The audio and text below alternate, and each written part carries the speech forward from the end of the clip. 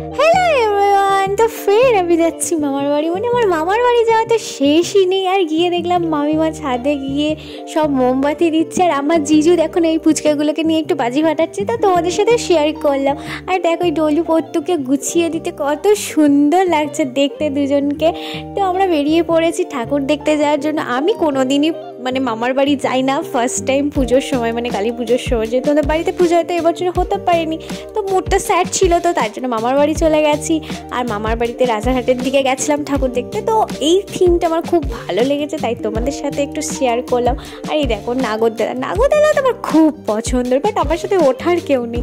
তারপর আমরা রাত্রেবেলা ফের পট্টুদের বাড়ি গেছিলাম, মানে এই শ্বশুর বাড়িতে আমাদের সেদিন রাতে খাওয়ার কথা ছিল, তো আমরা সেখানে খাওয়া দাওয়া করতে গেছিলাম। এটা ছিল সেকেন্ডের ভিডিও।